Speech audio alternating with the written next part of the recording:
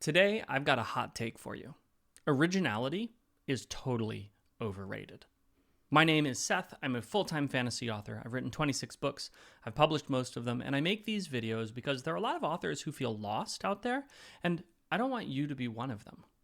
I understand that if you're in the creative business in any capacity, you have probably felt a drive toward originality. The desire to create something new and unique and interesting is in all of us. Even people who aren't artists feel that desire.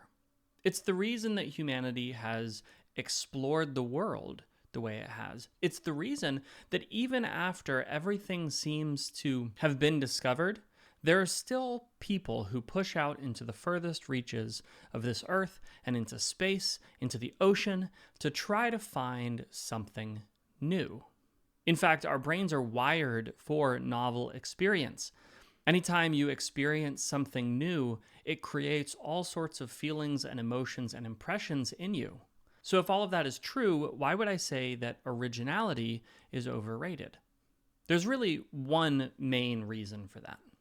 Originality doesn't actually exist. At least it doesn't exist in the way that we think of it. Nothing is really ever new.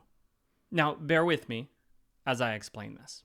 When you wake up on Christmas morning as a child and you go downstairs and you find a present under a tree and you look at it in all of its wrapped glory and you think to yourself, what could this possibly be?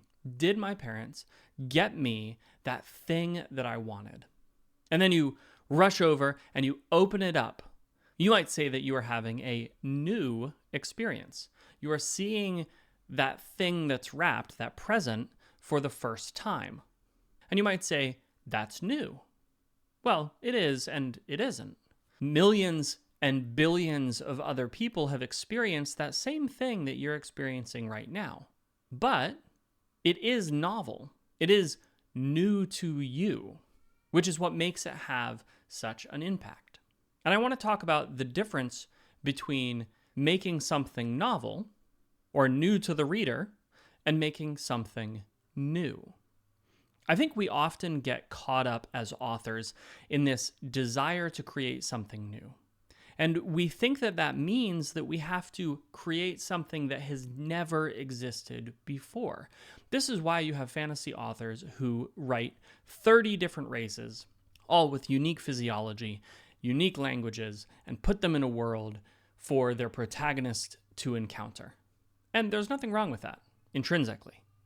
But often we get so wrapped up in that desire for new things, that desire to create something that has never been done before, that we lose sight of what's actually important, creating a compelling story. You wouldn't say when you walk to the top of a mountain that you've never climbed before, and you look out over the view that that is a new view.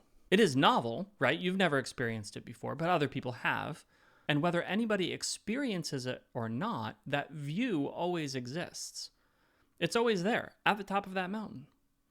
Now, what's interesting is if you take a few steps to the left, it doesn't become a new view, but it can become novel. Hopefully you're tracking with me here, and you understand where this is going.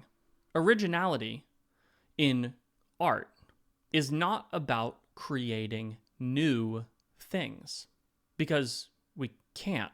Everything that exists has existed, and everything that exists in the future has also existed. And just because it's new to us does not mean that it is new to the universe. Excuse me while I get a little wibbly wobbly here, but there's compelling argument that even the ideas you have that you think are completely unique and new are not, in fact, being pulled out of nothing. Though it can feel like an idea just sort of strikes, which is why we talk about inspiration as lightning striking out of the blue. But lightning exists before we see it. Lightning is just an effect from charged particles manifesting in physical form. All of the component pieces of lightning exist before it strikes. And so we might also say that all of the component pieces of your new and unique thought also exist before it comes to you. This video has gotten a lot more esoteric than I originally planned, but we do have a practical point here. And that is that instead of focusing on new, you're much better served as a creative in focusing on novel, in focusing on new to you experiences and ways of communicating, focusing on expressing emotions for our reader in a different way than they've encountered before, in setting up storylines that are familiar to them that have all of the same component pieces, but strike different chords or take different turns. If you want to be a successful writer, you are going to have significantly more success focusing on fresh instead of on new.